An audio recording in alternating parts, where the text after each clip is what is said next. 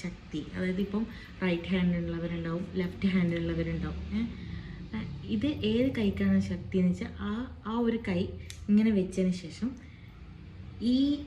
ഈ ഭാഗം ഉണ്ടല്ലോ, ഈ ഭാഗമാണ് നമ്മളിവിടെ വരേണ്ടത്, ഈ ഒരു സൈഡിൽ വരേണ്ടത്. എന്നിട്ട് 6 സെൻറ്റിമീറ്റർ എങ്കിലും ആഴത്തിലേക്ക് നമ്മൾ കൈ പോയി മേലോട്ടേക്ക് വരണം. കൗണ്ട് ചെയ്ത് ചെയ്യുന്നതായിരിക്കും ഏറ്റവും കൂടുതൽ നല്ലത്. 1 2 3 4 5 അങ്ങനെ 30 കൗണ്ട് കൊടുക്കണം. അതായത് 30 കൗണ്ട് കൊടുക്കണം. ആദ്യം 30 കൗണ്ട് കൊടുത്തതിന് ശേഷം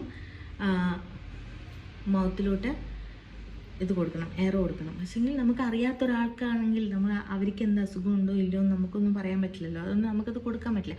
അപ്പോൾ ഓപ്പൺ എയർ വേ, അതായത് കഴുത്ത് ഇങ്ങനെ വെച്ചതിന് ശേഷം ആരോടെങ്കിലും കഴുത്ത് ഈ രീതിക്ക് പേഷ്യൻറ്റിനെ പിടിക്കാൻ പറയാം.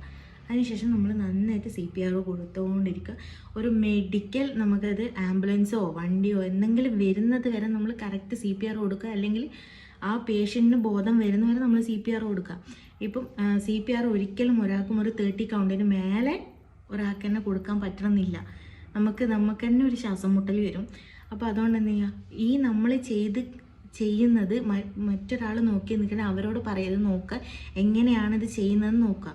എന്നിട്ട് അതിങ്ങനെ നോക്കി ചെയ്തതിന് ശേഷം നമ്മൾ കൈയെടുക്കുന്ന ആ സെക്കൻഡിൽ അടുത്ത ആൾ കൗണ്ട് ചെയ്യണം. 1 2 3 4 5 6 എന്നിട്ട് 30 കൗണ്ട് കൊടുക്കുക. അപ്പോൾ ഞാൻ ഈ പറഞ്ഞു വന്നത് നിങ്ങൾക്ക് എല്ലാവർക്കും മനസ്സിലായിട്ടുണ്ടെങ്കിൽ ദയവ് ചെയ്ത് നമ്മളത് പഠിക്കുക. അതിൽ വീട്ടിൽ ഈ റീല് കാണുന്ന ആരെങ്കിലും അല്ലെങ്കിൽ ഈ വീഡിയോ കാണുന്ന ആരെങ്കിലും ആയിക്കോട്ടെ, നമ്മൾ വീട്ടിലുള്ള എല്ലാവർക്കും പറഞ്ഞ് മനസ്സിലാക്കി കൊടുക്കുക എങ്ങനെയാണ് CPR കൊടുക്കേണ്ടത് എന്ന്.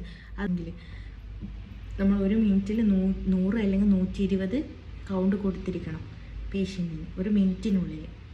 അപ്പോൾ അത്രയും നമ്മളെ ആ ഒരു സമയത്ത് ആരെങ്കിലും CPR കൊടുക്കാൻ അറിയാവുന്ന ആൾക്കാർ ആരെങ്കിലും അവിടെ ഉണ്ടായിരുന്നെങ്കിൽ ആ കുട്ടീൻ്റെ ജീവിതം ശരിക്കും നമുക്ക് തിരിച്ചു പിടിക്കാവുന്നേ ഉണ്ടായിരുന്നുള്ളൂ. അപ്പം അവർക്കായിരിക്കും കുട്ടിക്ക് എന്താണ് സംഭവിക്കുന്നതെന്ന് മനസ്സിലാക്കാൻ പറ്റാണ്ടായിപ്പോയി.